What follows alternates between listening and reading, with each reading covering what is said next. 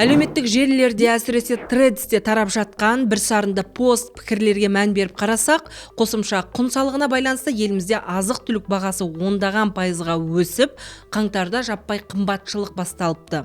Шынымен солай ма? Бәзбіреулер ұрымтал тұсты ұтымды пайдаланып отырған жоқ па?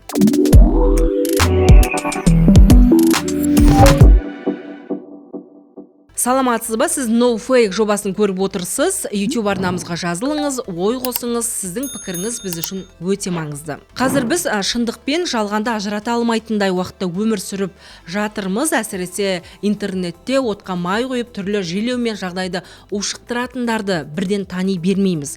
Адамдар әлеуметтік желіде тараған, қаптаған жалған ақпаратқа ашығын айтқан кезде уланып отыр. Жалпы адамдарды соңына ерту қиын емес. Бірақ ол үшін белгілі бір шок. Жаңағы ақпарат адамдарды шок состояние, одан кейін шок адамның ашу ызасын тудырады, келіспеушілігін тудырады. Және сол келіспеушілікті білдіруге деген триггерге апарады. Жаңа адам өз қолымен комментарий жазады, келіспеушілікті білдіріп. Сосын барлығы және бәріміз біргеміз деген адамда бір қуаныш сезім пайда болады. Өйткені барлығы сондай бәрі бір сарында жазып жатқан комментарий. Біз үлкен күш болып біріктік, бірдеңеге қарсы тұрмыз деген белгілі бір психоэмоционалды көптің ішінде тұрғандай жаңағы адамда көптің ішінде тұрған жоқ, ол Threads жазып отыр ғой, бөлек комментарий жазып отыр, үйінде отыр. Бірақ бәрібір бір армияның ішінде жүрген сияқты адамда сезім қалыптасады. Оның барлығы ұжымдық психологияда жақсылы ашылып көрсетілген. Байқасаңыз, шындыққа қарағанда жалған ақпараттың жолы болғыш, фейк қоғамда көбірек қолдау табады, оны жақтаймыз, таратамыз. Жалған ақпарат маңызды шешім қабылданар кезде белгілі бір өзгеріс болғанда өрши түседі. Қазір әлеуметтік желіге әсіресе Threadsке кірсеңіз, қосымша құн салығы, баға жаппай қымбаттап жатыр, азық-түлік ушығып тұр деген бір сарында бір-біріне ұқсайтын посттар мен пікірлер өте көп. Біздің журналистер сол айтылып, жазылып жатқанның барлығы шындық па? Осы сұраққа жауап іздеп көрді. Бағаның шын мәнінде 40%-ға артқанын, артпағанын көру үшін мен мына ұлттық статистика бюросының мәліметтеріне жүгіндім.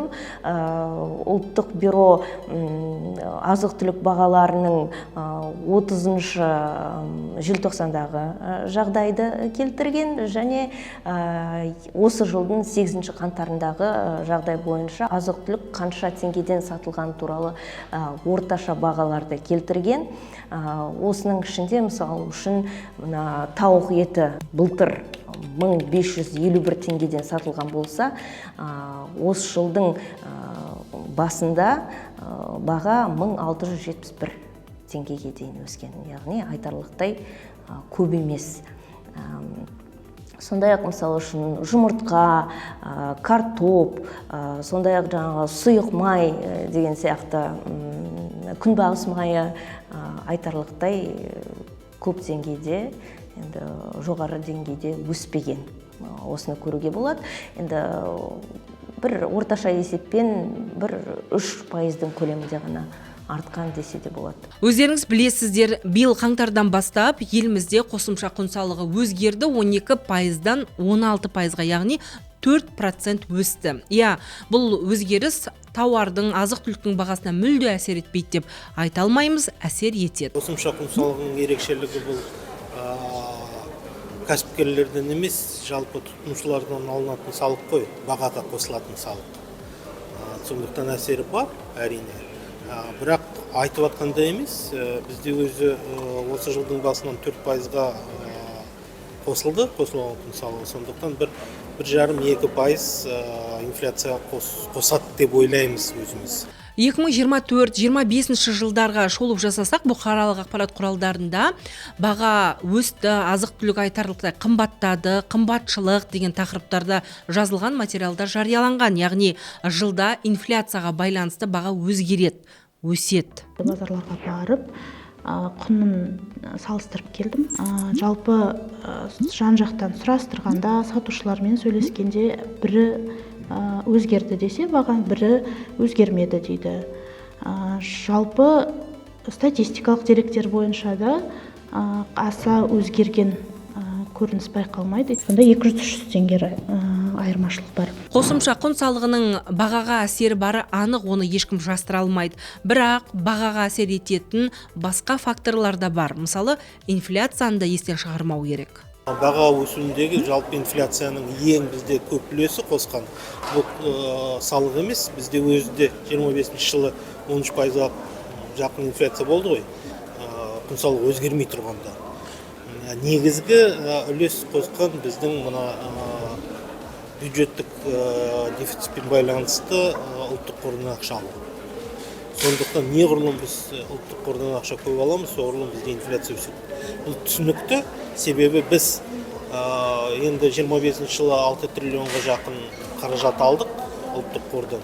Ал енді дәл сол суммаға бізде өзімізде товар өндірген жоқпыз. Сондықтан бізде мына товарлық масса мен ақшалық массаның айырмашылығы болғасын, бізде инфляция болды. Қит етсе ұлттық қорға қол салмай, үкімет бюджеттің жыртығын жамайтын басқа жолды іздеу керек. Басқа әдіс тәсілді тапсын деп президент те айтты. Ұлттық қор шетелдік қаржы институттарына қызмет етпеу керек. Ұлттық қор ұзақ мерзімге арналған макроэкономикалық тұрақтылықты қамтамасыз ететін аса маңызды құрал.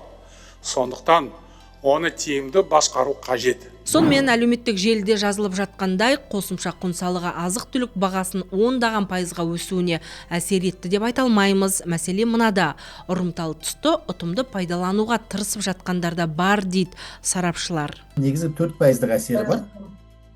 Қалғанының барлығы спекуляция, жаңағы белгілі бір алып-сатарлардың үстінен осыны пайдаланып қосып жүрген. Шын мәнінде қосымша құн салығының әділ өзінің әсерін алса, ол бағаны 4%-ға көтерді деп айтуға болады.